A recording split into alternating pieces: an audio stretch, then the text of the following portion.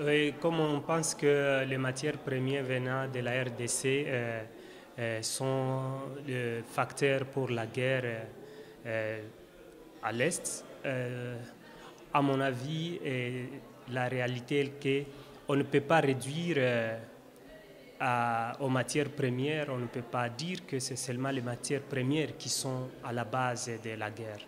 Au fait, la guerre à l'Est du Congo a plusieurs facteurs. Donc les facteurs lointains et immédiats, régionaux et internes. Et donc penser que c'est seulement les matières premières qui motivent la guerre, à mon avis, ça serait une conclusion hâtive.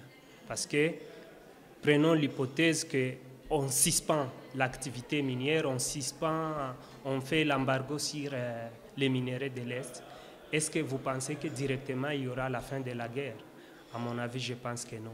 Donc, évidemment, la guerre et les matières premières contribuent d'une manière ou d'une autre, mais on ne peut pas généraliser en pensant que c'est seulement le secteur minier qui est à la base des guerres. La guerre a d'autres motivations à part les matières premières.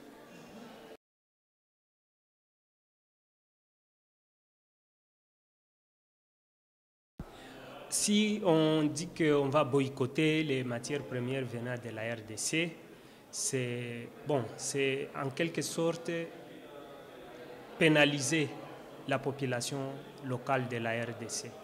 Parce que, comme vous le savez, le secteur minier de la RDC, c'est sûr qu'aujourd'hui, avec beaucoup de difficultés, oui, mais il joue aussi un rôle important pour l'économie.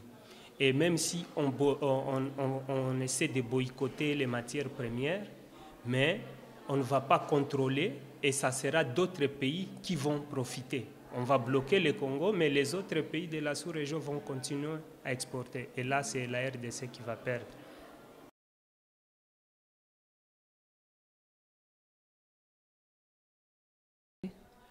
Oui, pour que les mesures qui doivent être prises pour que réellement le secteur minier puisse jouer son rôle pour aider la population congolaise en général, il y a beaucoup de choses à faire, mais je peux les résumer.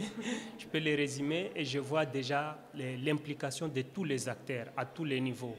Au niveau régional, donc sous-régional, au niveau local, donc on demanderait au gouvernement congolais de faire plus de transparence, plus de rigueur dans la gestion. Là, ça peut aider. En plus, au niveau régional, il faudrait que réellement les pays qui sont impliqués, et donc les pays surtout de la sous-région qui sont impliqués dans le processus de paix avec la RDC, qu'ils puissent réellement faire un dialogue franc. Donc, il faudrait que chaque pays aide quand même à ce que les matières premières de la sous-région puissent jouer le rôle de la relance des croissances économiques au lieu qu'on utilise cela pour des fins de guerre et de conflits. En plus, il y a aussi les acteurs finaux, donc les consommateurs finaux, notamment toutes les entreprises de transformation au niveau occidental, qui puissent quand même continuer à aider à exiger plus de transparence parce que cela va quand même appeler tous les acteurs à jouer. Et donc, dans un premier temps, c'est à ce niveau-là que les gens devraient quand même travailler. Et à l'interne également, il faudrait arriver à restructurer, à formaliser les secteurs miniers à l'interne du Congo pour que ça puisse jouer le rôle de la relance économique. Et ça aide vraiment la population à sortir dans cette pauvreté extrême. Merci beaucoup. Je vous remercie.